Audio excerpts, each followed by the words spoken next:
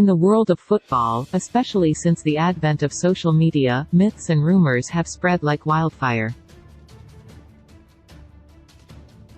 It doesn't matter if these are driven by an agenda or narrative, or if they're unsubstantiated based on little evidence. In this day and age, you need very little proof in order to be proven right. We live in a world where football players are judged on a few minutes of highlight reels carefully compiled to highlight the good or the bad. Sometimes, one moment alone can suffuse the whole internet and cause judgment to be cast. But the reality is a lot more complicated and nuanced. Football games are not played based on highlight reels. They're played over the course of 90 minutes, and players should be judged on the entire course of those 90 minutes.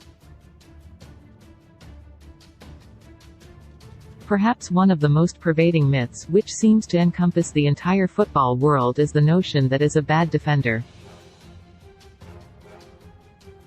As usual, its origins date back to social media, where the myth has spread like a virus and even reached the upper echelons of football punditry, and perhaps the professional football world as well.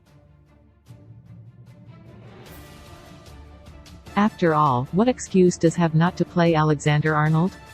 Other than the fact that the fullback is allegedly a poor defender. Again though, in reality, this is not the experience of many wingers who have struggled against the England international. Perhaps the most notable one recently is Kaoru Mitoma, who is one of the best dribblers in at the moment, and who even did his university thesis on dribbling at the University of Tsukuba in Japan. Among forwards to have played at least 10 games this season, Mitoma has the second highest in the entire, behind only Morgan Gibbs-White, who has also been used in midfield quite a lot. Yet the expert at getting at full backs has revealed that Alexander-Arnold made it difficult for him. "I got past once, but soon after that when I was blocked by him, his arms were strong," Mitoma said, for the People tend to think that his defending seems weak, but he is totally strong, from what I've felt in person.